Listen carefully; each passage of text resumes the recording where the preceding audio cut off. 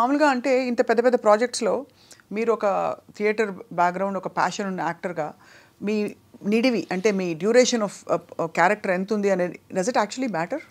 I am not really worried అండి because I think even if you come for few minutes వచ్చినప్పుడు మన impact ఏం ఉంది అనేది ఇంపార్టెంట్. నాకైతే ఇప్పుడు ఒక కథ వింటున్నప్పుడు నేను అడిగేది ఒకటే క్వశ్చన్, ఆ క్యారెక్టర్ ఆ కథ నుంచి తీస్తే ఆ కథ పడిపోవాలి, అలా ఉంటే నేను చేస్తా. సో అది డ్యూరేషన్ చూడను నేను, డ్యూరేషన్ ఎంత అయినా సరే, because you can do a full length character ఫర్నిచర్లా స్టార్టింగ్ నుంచి ఎండ్ దాకా ఉండొచ్చు, కానీ ఇంపాక్ట్ లేదంటే what is the point? But if you come even for 5 minutes impact ఉంటే it's very big thing. But ఎక్కువ శాతం కొంచెం నెగటివ్ షేడ్ క్యారెక్టర్స్ వచ్చాయి మీకు. బట్ యాక్చువల్గా తెలుగులో చెప్పాలంటే ఒక మంచి క్యారెక్టర్స్ కూడా చాలా చేసిన. ఇప్పుడు మిర్చీలు చూస్తే అది విలన్గా అనిపిస్తుంది కానీ ఈజ్ మంచివాడు, దూకుడులు కూడా అదని కథ. So and I also done comedy shades ఉన్న క్యారెక్టర్స్ కూడా చేశాను. ఇప్పుడు ఈగ అనే సినిమాలో నేను చేసే క్యారెక్టర్ ఒక కామెడీ అంతా కలిపి చేసాము. So I like to act అండి, ఏ క్యారెక్టర్ అయినా నేను చేస్తా, but I want to just do different stuff. But మీరు చెప్పినట్టు కరెక్టే, చాలా సినిమాల్లో నేను చేసేది నెగటివ్ షేడ్స్. ఇంకో సినిమా నాట్యం అనే ఒక సినిమాలో డాన్స్ గురువుగా చేశాను నేను, భరతనాట్యం డాన్స్ గురువుగా.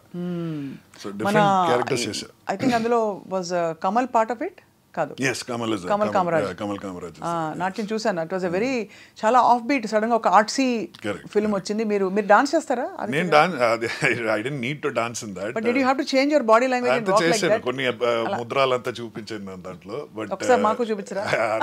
మర్చిపోయాను, ఇప్పుడు చాలా రోజు అయింది. బట్ సంధ్యారాజ్ గారు she is like a dancer by herself కదా, so it was our passion and she made it happen. ఈ salt and pepper look cinema కోసమా ఎప్పుడు ఇలాగే ఉంటారా? అది ఏదో మిస్టేక్ వచ్చింది, దాని తర్వాత ఇప్పుడు కంటిన్యూటీ అయిపోయింది. ఇప్పుడు ఒక 2016 నుంచి షేవ్ చేయలేకపోతున్నాను నేను, అలానే కంటిన్యూ అవుతూనే ఉంది.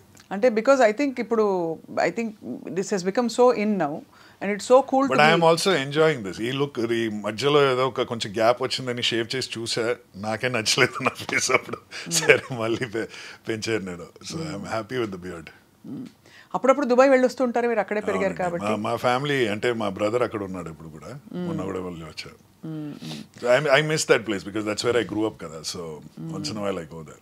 అదొకటే కాకుండా అసలు లైఫ్ చూడాలంటే రాత్రి 10-11 తర్వాత దుబాయ్కి వెళ్ళి చూడాలంటారు. యా, బట్ అది అంటే అది వెకేషన్ లో మనం వెళ్ళి రావచ్చు, లేకపోతే అక్కడ కష్టంగా ఉంటుందండి లైఫ్. అక్కడే ఉండడం it's not a nice feeling at all. అంటే మా ఫ్రెండ్స్ అక్కడ ఉన్నారు కదా ఇప్పుడు. Like how? అంటే it's dog eat dog world అండి. మీరు పొద్దున వెళ్తే దాని తర్వాత you will come back late at night, మీకు ఒక లైఫ్ ఉండదు. And also you need lot of money. ఇప్పుడు దుబాయ్ బతకాలంటే you need a lot of money. అక్కడ బాగా మెజర్ చేస్తారని విన్నా నేను, that you know people actually checkout. I went there to visit. అప్పుడు మా ఫ్రెండ్స్ చెప్పారనమాట, నువ్వు ఏం వేసుకున్నావు, ఏ బ్రాండ్ వేసుకున్నావు, ప్రతి విషయం ప్రతి ఒక్కరికి తెలుసు. మీరు ఎక్కడ అంటే ఏ రెస్టారెంట్కి వెళ్తున్నారు, ఎలాంటి కార్ మీరు డ్రైవ్ చేస్తున్నారు, మీ బ్యాగ్ ఏంటి, మీ కూలింగ్ గ్లాస్ ఏంటి, అంతా చూస్తుంటారు వాళ్ళు. అంతా గుచ్చి లూయి విటాన్ ఇవి లేకపోతే కష్టం అని. That's what my friends used to say. So but growing up then it was hard for you schooling? No, it was very different చెప్పొచ్చు. అంటే the Dubai that I grew up in is not the Dubai now. 90s లో అది change అయింది. So 90s ఎక్కడో ఏదో ఒక దాంట్లో నేను అక్కడి నుంచి బయలుదేరి ఇక్కడ వచ్చేసాను నేను ఇండికి.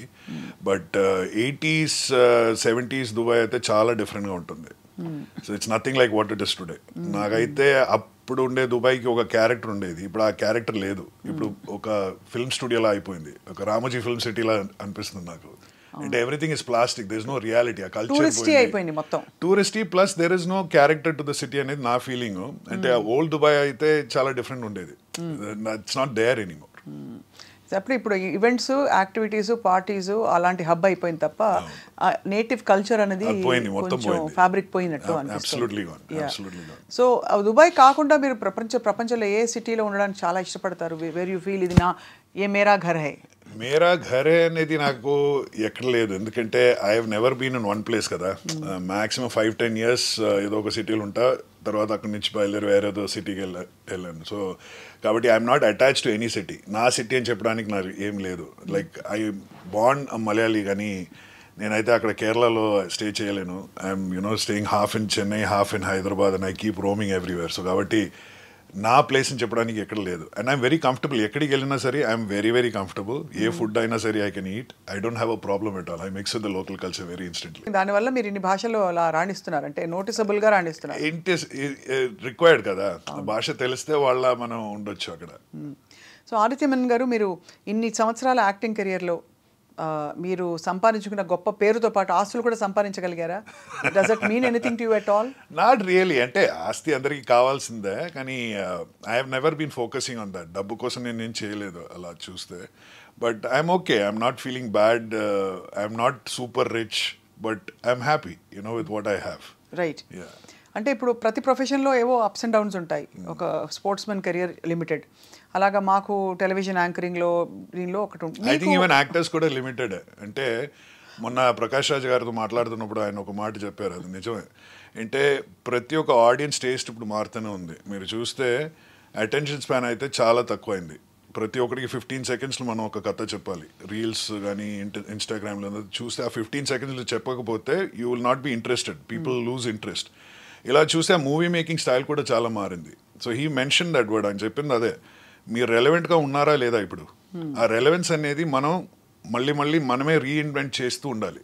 ఆ రీఇన్వెన్షన్ లేకపోతే యు ఆర్ గాన్. ఇప్పుడు 20 సంవత్సరాల ముందు చేసే సినిమాకి ఇప్పుడు వచ్చే సినిమాకి చాలా డిఫరెన్స్ ఉంది. మలయాళం కూడా మీరు చెప్పారు కదా, ఇప్పుడు మలయాళం సినిమాస్ చూస్తే 20 సంవత్సరాల ముందు వచ్చిన సినిమాకి ఇప్పటికి ఉన్న సినిమాకి చాలా డిఫరెన్స్ ఉంది. డైలాగ్ మధ్య పావు గంట ఉండేది ప్రతి ఒక్క విషయం. అదే కరెక్ట్. మీరు ఒక 10 మినిట్స్ దాకా ఒక కథ చెప్తూ ఉండొచ్చు, దాని తర్వాత ఒక హుక్ వస్తుంది. ఇప్పుడు అలా కాదు, 15 సెకండ్స్ లోపల చెప్పాలి, లేదంటే జనాలు వెళ్ళిపోతారు సినిమా థియేటర్ నుంచి.